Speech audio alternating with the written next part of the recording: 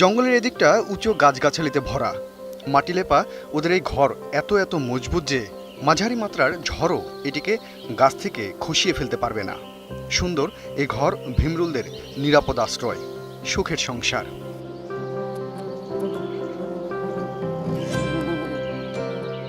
এর ভিতরে ছোট্ট ঘরে যেমন আছে ওদের ভবিষ্যতের বুনিয়াদ, সারি সারি ডিম, তেমনি আছে খাবার মজুদের কক্ষ। সবচেয়ে বড় কথা, চাকের ভেতরের দিকে একটি ঘরে আছে ওদের রানীমা। তার পরামর্শ আর নির্দেশনাতেই চলে ভিমরুলদের এই সমাজ।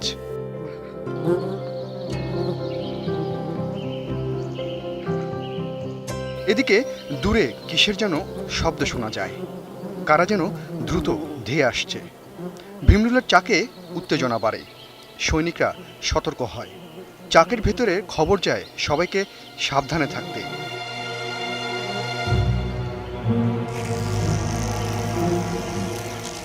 সাধারণত কোনো বড় পশুকেও ভয় করে না ভিমরুলরা, বরং বড় পশুরাই ভয় পায় ওদের, কারণ ওদের আছে যে বিষাক্ত হুল।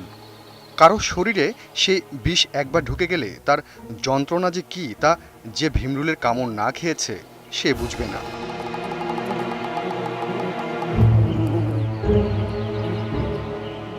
সব ছাড়িয়ে এদিকে ভিমরুলের সুখের সংসার তছনছ করতে এগিয়ে আসছে আরেক জাতের ভিমরুলের বিশাল সেনাবাহিনী।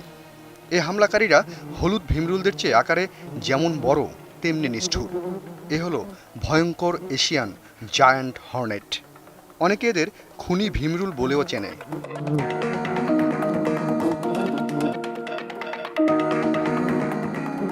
খুনি ভিমরুলরা এমনভাবে হলুদ ভিমরুলদের চাকে হামলে পড়েছে যে ওদের বাধা দেওয়া সত্যি মুশকিল।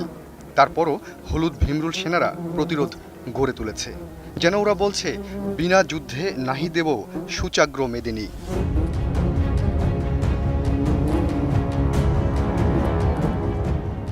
শুরু হলো ভয়ঙ্কর যুদ্ধ।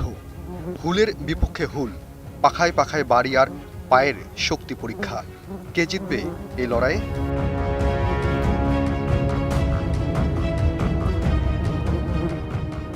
মাত্র 1.25 ইঞ্চি লম্বা হলুদরা কি পারবে তাদের মধ্যে বিশ্বের সবচেয়ে বড় প্রজাতি 1.5 ইঞ্চি লম্বা খুনি ভিমরুলদের ঠেকাতে?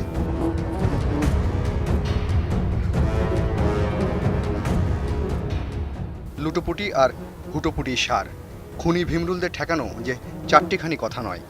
শক্তিশালী শরীর দিয়ে চেপে রেখে তীক্ষ্ণ দাঁতে ওরা একটানে ছিঁড়ে ফেলছে হলুদ সেনাদের মাথা। এরপর জীবন্ত অবস্থাতেই তাদের মাংস কচকচ করে কামড়ে খেয়ে নিচ্ছে খুনিরা।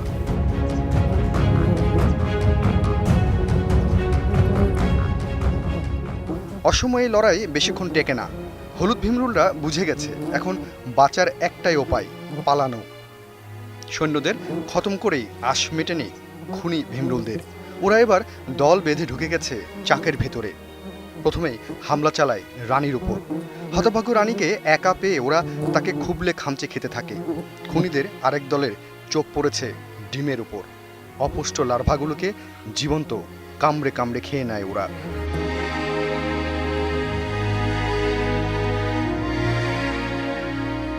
মৌমাছি, ভিমরুল সহ এমন পতঙ্গদের বাসায় খুনি ভিমরুলদের এক একটি আক্রমণের পর এভাবেই পড়ে থাকতে দেখা যায় শত শত লাশ। দেখা গেছে একটি দেশীয় ভিমরুল নিজের খাবার জোটাতে দিনে 50টি পর্যন্ত সাধারণ মৌমাছি ও ছোট ভিমরুলদের হত্যা করতে পারে।